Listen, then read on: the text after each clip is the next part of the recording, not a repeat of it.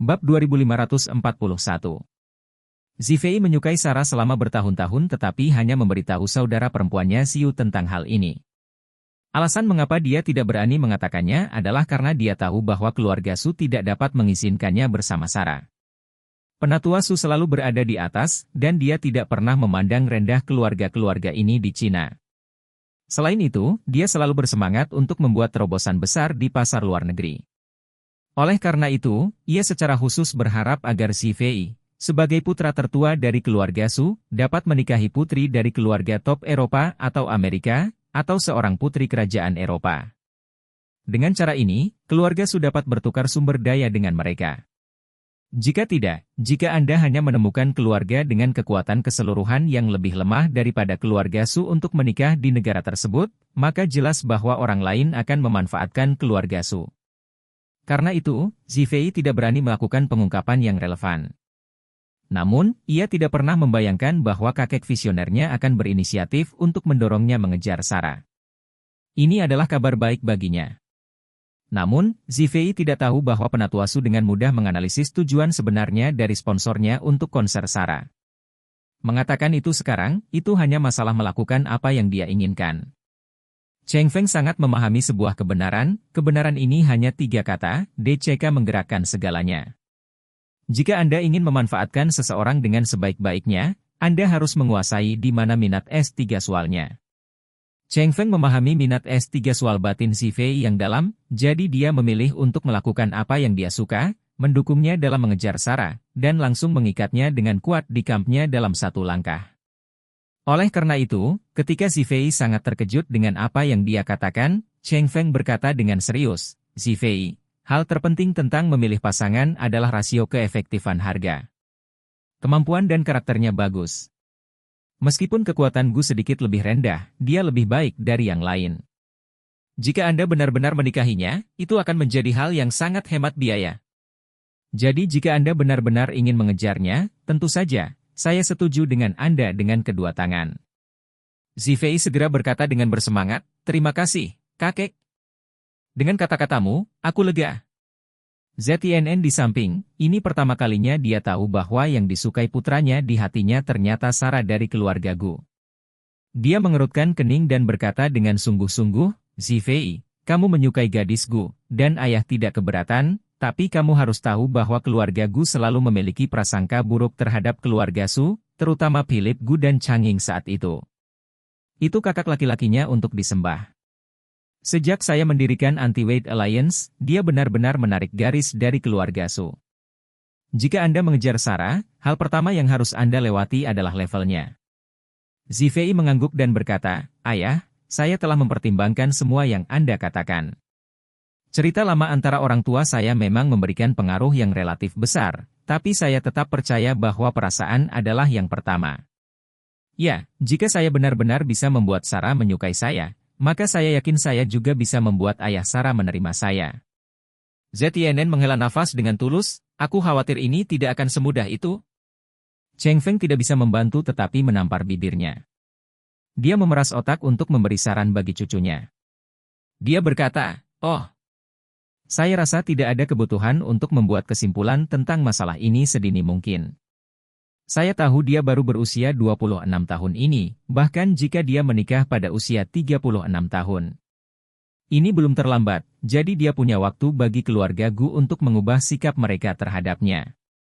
Seperti yang dia katakan, dia tidak bisa membantu tetapi berkata dengan sedikit penyesalan, "Saya mendengar bahwa Philip menderita kanker pankreas dan dia akan segera meninggal. Jika itu masalahnya, dia akan kehilangan satu batu sandungan jika dia ingin mengejar gadis Gu, tapi siapa yang tahu ini? Mengapa pria itu tiba-tiba sembuh tanpa bisa dijelaskan? Dia masih hidup, dan kesulitannya memang akan jauh lebih besar." Zifei berkata saat ini, "Kakek, karena kamu mendukung saya pasti akan mengejar Sarah. Selama dia mau bersamaku, aku yakin ayahnya tidak bisa menghentikan kita untuk bersama." "Iya."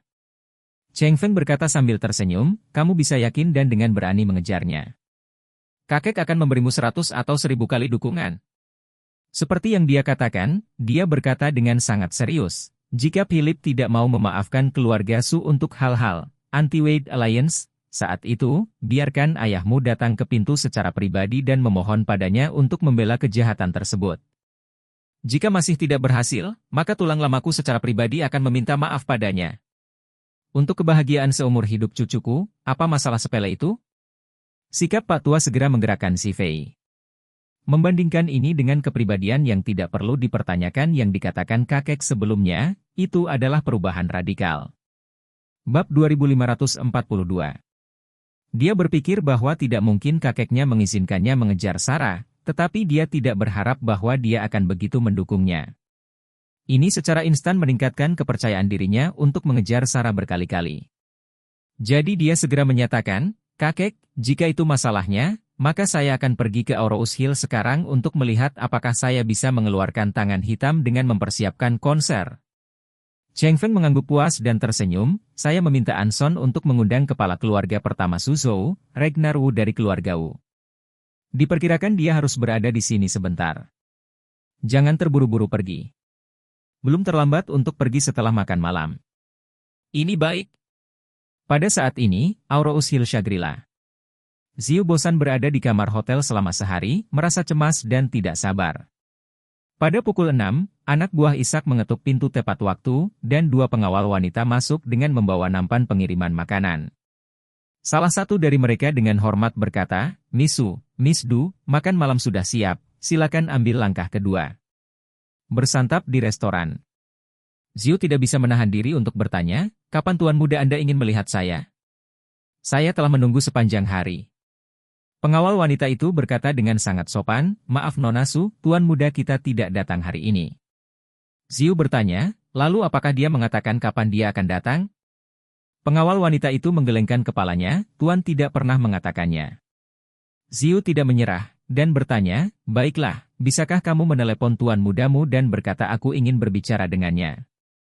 Pengawal wanita itu tersenyum sedikit, "Katakan padaku, saya tidak memenuhi syarat untuk berbicara dengan tuan muda secara langsung, jadi saya tidak memiliki informasi kontak tuan muda." "Ini." Mata Ziu berkedip merah dan tercekat, "Lalu apa maksud tuanmu?"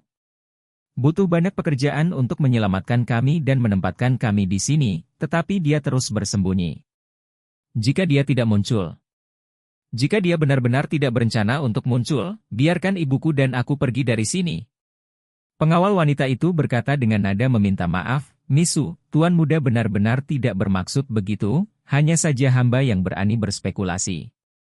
Adapun apa yang Anda katakan untuk pergi dari sini, saya tidak bisa melakukan ini. Tuan muda telah memerintahkan kami untuk memastikan kalian berdua.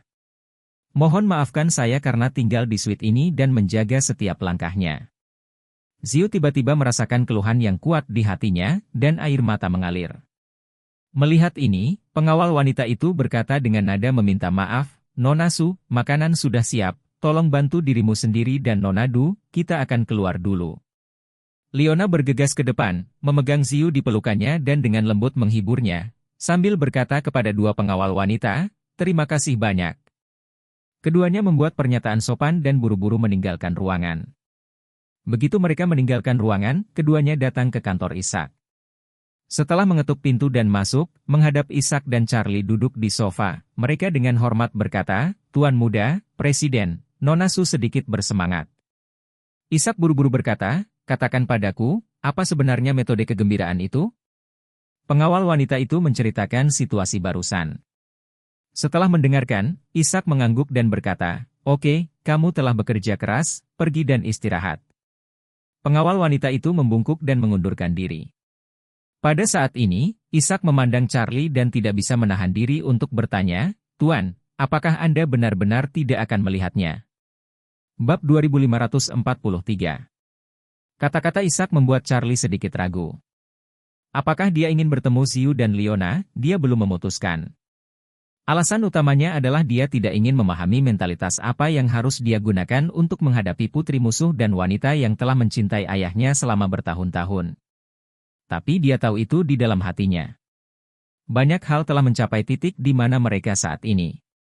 Cepat atau lambat, dia harus bertemu ibu dan putrinya. Oleh karena itu, dia belum menentukan waktu yang tepat untuk bertemu dengan mereka saat ini.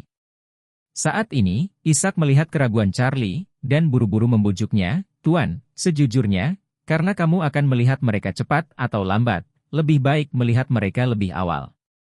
Sambil berkata, dia berkata lagi, lihat, sekarang status Nona Su hampir sama dengan tahanan rumah di sini. Jika Anda tidak bertemu dengannya, saya khawatir dia akan merasa tidak nyaman. Ini juga siksaan baginya. Lebih baik bertemu dengannya dan biarkan dia merasa nyaman sehingga dia bisa terus tinggal di sini tanpa menimbulkan masalah. Charlie berkata dengan acuh tak acuh, aku pasti ingin melihatnya, tapi ini belum waktunya. Ishak bertanya dengan tergesa-gesa, Tuan, apakah Anda menunggu kesempatan? Kesempatan? Charlie menggelengkan kepalanya, aku menunggu Zetian Ensu. Ishak berseru, Tuan, Anda ingin menunggu ZTNN? Iya. Charlie berkata dengan dingin, aku akan menunggunya datang ke Aurous Hill. Jika dia tidak datang, saya pribadi akan menyenangkan dia. Pada hari ZTNN datang ke Aurous Hill, tentu saja aku akan mengajaknya bertemu Siu dan Leona. Berbicara tentang ini, Charlie berdiri dan berkata dengan hampa, setelah dia datang ke sini, aku secara pribadi akan membawanya ke kuburan orang tuaku dan sujud. Jika dia tidak terkait langsung dengan kematian orang tua saya, biarkan dia memberi orang tua saya bersujud. Jika dia terkait langsung dengan kematian orang tua saya akan membiarkan dia membayar nyawanya di kuburan orang tua saya. Pukul 6.30 malam, Ragnar Wu pergi ke rumah Su. Dia juga datang bersama putra tertuanya Roger. Ayah dan anak itu tiba di rumah bangsawan dengan mobil mereka, dan pengurus rumah tangga Anson secara pribadi menyambut mereka. Begitu mereka bertemu, dia berkata dengan sopan, Tuan. Wu, Master kita sudah menunggu di aula perjamuan, ikutlah denganku. Ragnar tidak bisa membantu tetapi merasa sedikit gugup. Dia tidak datang untuk makan malam dengan Cheng Feng kali ini. Dia datang ke Cheng Feng sebagai agen rahasia atas permintaan Charlie. Charlie adalah orang yang 10,000 orang tidak mampu menyinggung perasaannya, belum lagi latar belakang Charlie, kemampuannya sendiri jauh dari apa yang berani dia singgung. Membunuh 8 raja surgawi dari keluarga Wu oleh satu orang benar-benar membuatnya kesal, mungkin dia bisa membunuh semua keluarga Wu sendirian. Namun, Cheng Feng di sini tidak bisa menyinggung perasaannya sama sekali. Siapa Cheng Feng?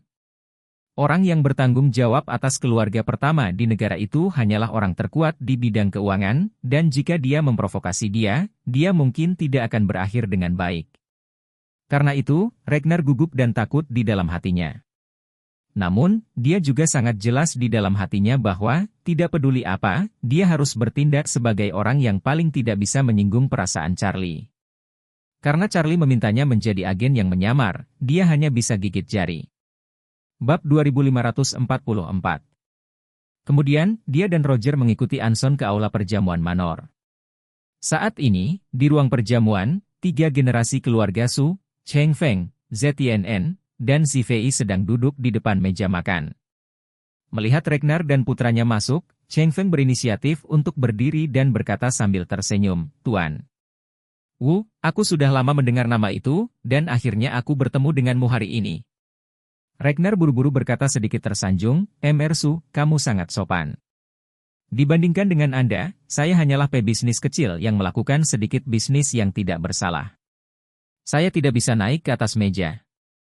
Cheng Feng melambaikan tangannya dan berkata sambil tersenyum, di mana ini, keluarga Wu Anda adalah keluarga nomor 1 di Suzhou, bahkan di seluruh provinsi, jadi mengapa meremehkan diri sendiri? Setelah berbicara, dia buru-buru berkata lagi, Kemarilah, Tuan Wu, izinkan saya memperkenalkan kepada Anda, ini adalah putra saya, Zetian Su, dan yang lainnya adalah cucu saya, Xi Fei Su. Ragnar merasa sedikit terkejut, dan dia berpikir dalam hati, tanpa diduga, Zetian ini juga datang ke Suhang. Bukankah orang ini lari ke Australia karena skandal beberapa waktu lalu? Juga, Cheng Feng membunuh istri dan putri Zetian, mengapa orang ini berdiri di depan Cheng Feng dengan sangat hormat? Bukankah dia perlu membalaskan dendam istri dan anaknya? Melihat Ragnar terpana, ZTNN tiba-tiba menebak aktivitas psikologis Ragnar. Dia tidak bisa membantu tetapi merasa sedikit malu. Jadi dia pertama-tama mengulurkan tangannya dan berkata, Halo, Tuan Wu, saya ZTNN, saya cukup beruntung bisa bertemu. Baru kemudian Ragnar kembali sadar, dan buru-buru mengepalkan tinjunya dan berkata, Su, lihat lama sekali. Saya Ragnar, ini putra Roger. Cheng Feng berkata saat ini, Tuan. Wu, silakan duduk, ayo makan dan bicara. Ragnar dengan cepat setuju. 5 orang duduk di depan meja makan besar. Cheng Feng berinisiatif mengangkat gelas anggur dan memanggang Ragnar. Setelah 3 putaran anggur, dia tersenyum dan berkata, Tuan. Wu, kali ini saya datang ke Suzhou. Ini dianggap ada di situs Anda, jadi tolong urus kami di Suzhou di masa mendatang. Ragnar berkata dengan gugup, Tuan. Su, kamu sangat sopan. Benar-benar kehormatan bagi saya, Anda memikirkan Ragnar ketika Anda datang ke Suzhou. Di masa depan, Anda bisa menggunakan saya untuk apapun. Cheng Feng tersenyum dan berkata, karena Tuan Wu telah berkata demikian, maka saya tidak akan sopan padamu, tetapi Tuan Wu, yakinlah. Jika Anda memiliki bantuan dari keluarga Su kami, jangan ragu untuk berbicara. Ragnar mengepalkan tinjunya dan berkata, kalau begitu, saya ingin berterima kasih kepada Tuan Su sebelumnya. Cheng Feng mengangguk, meletakkan gelas anggur, dan berkata, ngomong-ngomong, Tuan Wu, saya ingin menanyakan sesuatu, saya tidak tahu apakah itu nyaman untuk Anda. Ragnar buru-buru berkata, Tuan, tolong beritahu saya. Cheng Feng berkata, itu saja. Saya ingin tahu Tuan Wu, seberapa banyak yang Anda ketahui tentang Aurous Hill? Ini, Ragnar berpikir sejenak, dan berkata, sebenarnya, aku tidak tahu banyak tentang Aurous Hill. Hanya saja anak saya kuliah di Aurous Hill. Faktanya, Ragnar tidak ingin menjadi pilihan terakhir dan tidak ingin berbicara dengan siapapun tentang putra keduanya Wookie. Karena Wookie telah diganggu oleh semua orang di seluruh negeri pada saat Wookie terlibat.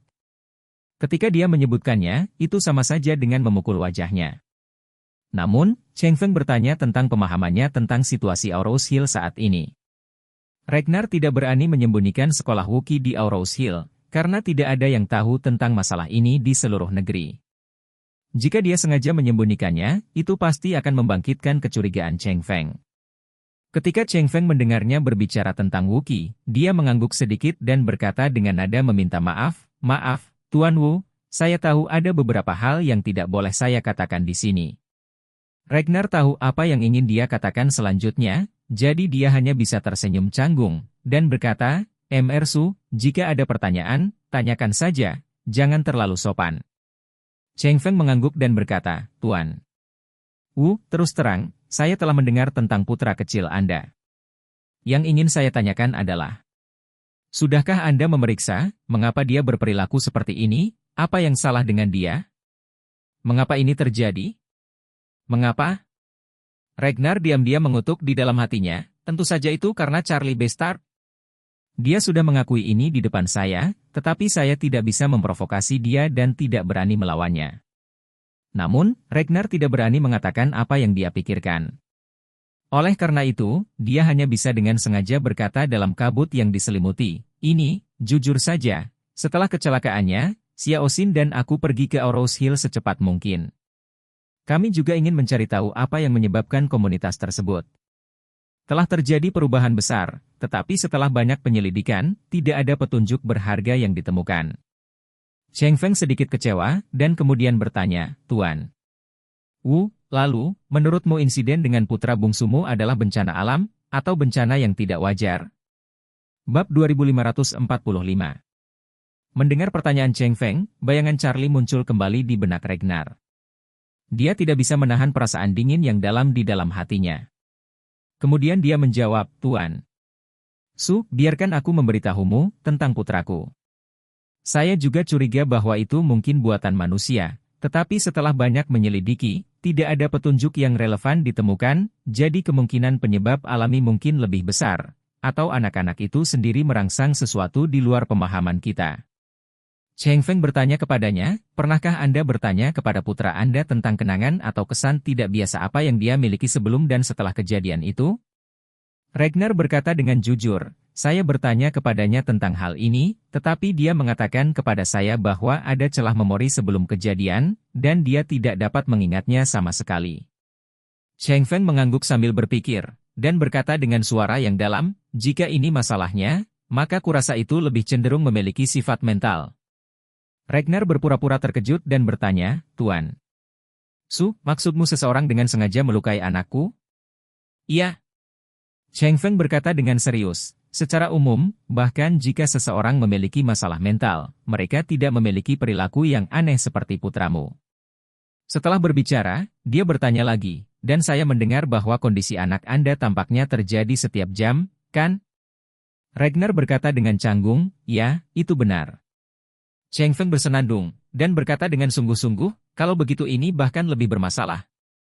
Biasanya, bahkan jika seseorang menderita psikosis intermiten, epilepsi intermiten, atau bahkan kejang intermiten, ini relatif acak. Sama sekali tidak ada aturan sama sekali, jadi beberapa orang akan tertidur, tiba-tiba bangun dan tidur sambil berjalan, atau tiba-tiba mengalami kejang dan kejang kambing. Tapi ketika Anda pernah mendengar seseorang, frekuensi setiap jam seperti ini jelas tidak benar. Regner berkata, tentu saja aku tahu ada yang tidak beres, dan aku juga tahu bahwa semua ini dilakukan oleh si brengsek Charlie itu. Tapi apa yang bisa saya lakukan? 8 Raja Surgawi kita semuanya diurus olehnya. Jika saya masih menghadapinya, mungkin saya akan menjadi seperti anak saya suatu hari nanti, menjadi pria malang yang makan hal itu setiap jam. Memikirkan hal ini, dia mengalami depresi, dan di permukaan, dia berpura-pura sangat terkejut dan bertanya, Tuan Su, apa menurutmu ada orang yang memiliki kemampuan sedemikian rupa untuk membuat anakku menderita penyakit ini? Cheng Feng berkata, ada terlalu banyak kemungkinan untuk hal semacam ini. Apakah itu misteri Feng Shui di negara kita atau wayang di Asia Tenggara? Ada metode yang tidak dapat dijelaskan oleh sains. Saya pikir Anda harus menemukan guru metafisik untuk putra Anda. Jika putra Anda memperhatikan dengan baik, dia mungkin dapat melihat di mana masalahnya. Master Metafisika. Regner berkata dengan sungguh-sungguh, sejujurnya, keluarga kami benar-benar tidak tahu satupun ahli metafisika, tapi saya telah mendengar bahwa beberapa orang di Hong Kong tampaknya terlibat dalam metafisika Feng Shui. Saya tidak tahu apakah ada ahli di sana. Cheng Feng berkata, Hong Kong mungkin memiliki metafisika paling berkembang di 3 wilayah Selat Taiwan, tetapi jika Anda ingin benar-benar berbicara tentang ahli metafisika terbaik, Anda masih harus pergi ke Amerika Serikat untuk menemukannya. Amerika? Regner bahkan lebih terkejut, dan bertanya, Emersu, saya tidak begitu mengerti. Bukankah metafisika Feng Shui adalah bagian dari nenek moyang Tionghoa kita? Mengapa para master akademi stop memandang Amerika? Cheng Feng tersenyum acuh tak acuh dan berkata dengan sungguh-sungguh, selama para ahli metafisika sangat kuat, mereka pada dasarnya berasal dari nenek moyang mereka selama beberapa generasi, bahkan puluhan generasi, yang telah mempelajari metafisika dengan tekun. Pada saat pergolakan, beberapa generasi ahli metafisika yang lebih tua yang benar-benar cakap akan mengetahui petunjuk sebelumnya dan kemudian menghindarinya terlebih dahulu.